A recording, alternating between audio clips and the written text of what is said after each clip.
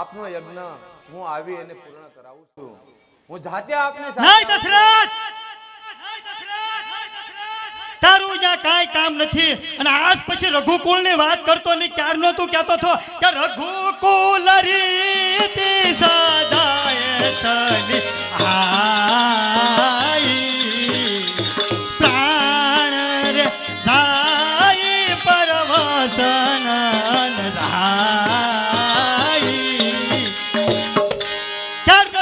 કરતો કે રઘુકુલ રીત સદા સલાય પ્રાણ જાય પણ વસન ન જાય.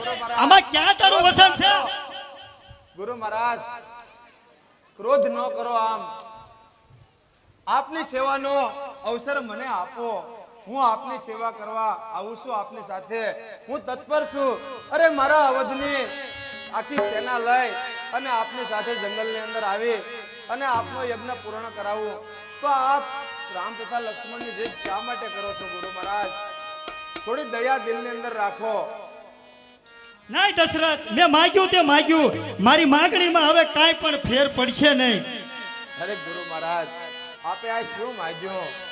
આપને વિચાર કરવો જોતો હતો કે હું શું માગી રહ્યો છું.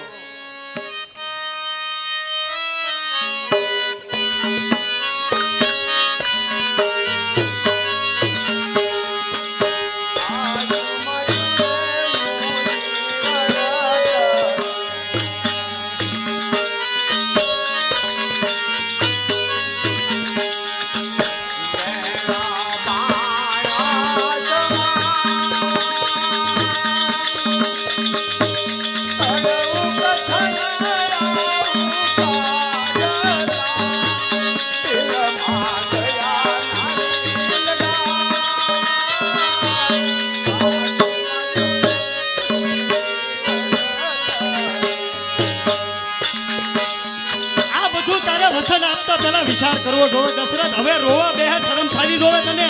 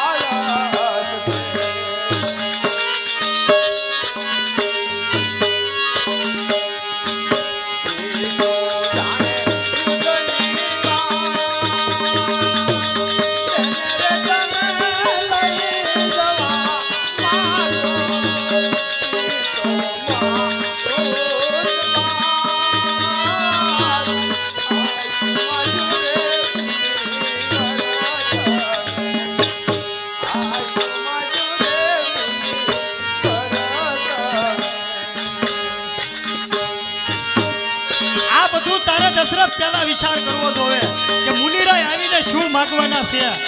ચલા મોટી મોટી વાતો કરી, રઘુકુળની વાતો કરી તું વસન આપી દેશો અને હવે તું વસનનો ભંગ કરે છો દશરથ. હજી કહું તું રામ તથા લક્ષ્મણને આપી દે કે મારા ક્રોધનું ફળ ભોગવીશ. આપ શું જાણો છો?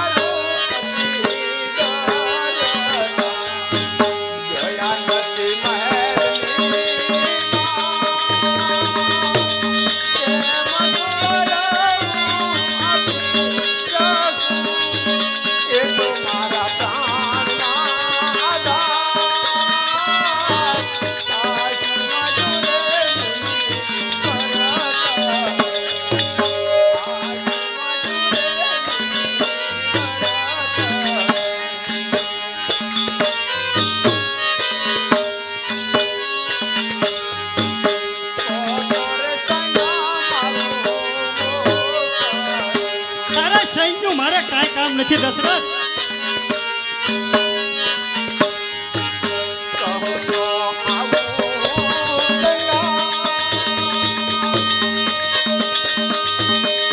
તારું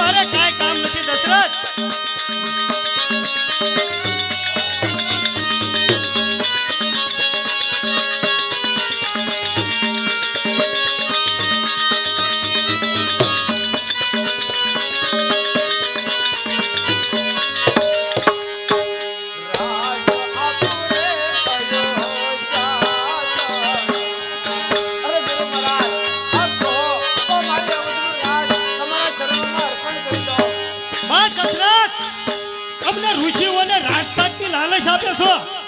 અરે રાજપાટની જ લાલચ હોય તો એક અંગલી સાથે આજે હાથ અયોધ્યા ઊભી કરું દશરથ. રાજ આપુરે અયોધ્યા જય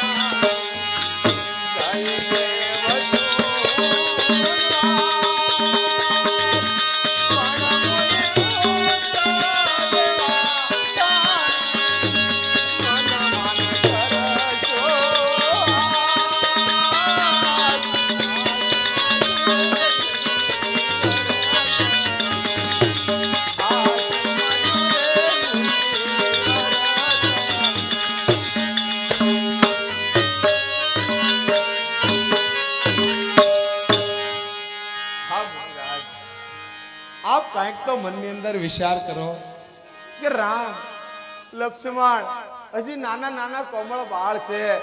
અરે ગુલાબના ફૂલની પાંખડી જેવા એના પગના તળિયાની પાની છે. ગુરુ મહારાજ એ જંગલની અંદર કેવી રીતે વિહાર કરી શકે? અરે જંગલની અંદર કાંટા કાંકરા જાખરા હોય એમાં મારો રામ હાલે. ગુરુ મહારાજ આપ વિચાર કરો. હું જાતે આવું છું, મારી અયોધ્યા તમને અર્પણ કરી દઉં, મારું સાઈન મોકલો, તમારો યજ્ઞ હું પૂર્ણ કરાવી દઉં. ગુરુ મહારાજ તમારો 100મો યજ્ઞ પૂર્ણ થાય ત્યાં સુધી અવધની અંદર વાસ ન કરું. ગુરુ મહારાજ આપ કૃપા કરો. બસ દશરથ ચૂપ થઈ જા. કે તો તારા કુળનું નામ બોલાવ્યું કલંકે.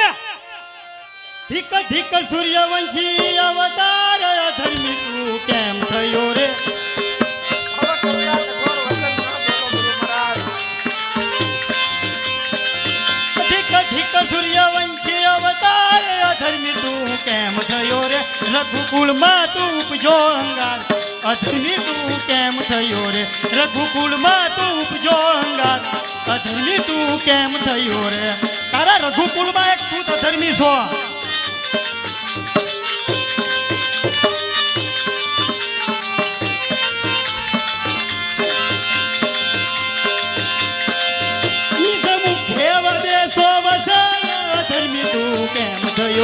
બોલ બોલા ફરે સો રાજન અધર્મી તું કેમ થયો રે?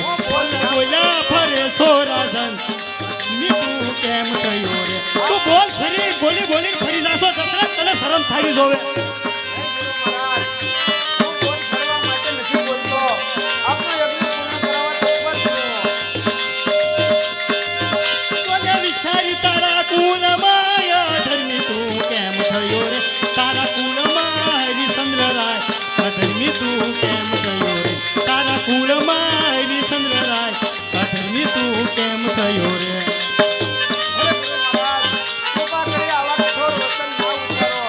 તારા રઘુકુળમાં તારા વડવાઓ પૂર્વજો જોઈ લો કોણ છે દશરથ.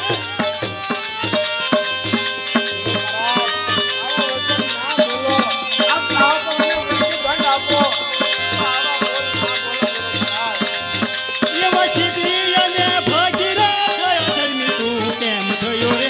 જેણે કીધા સચના કેવા કામ અધર્મી તું કેમ થયો રે? જેણે કીધા સચના કેવા કામ અધર્મી તું કેમ થયો રે?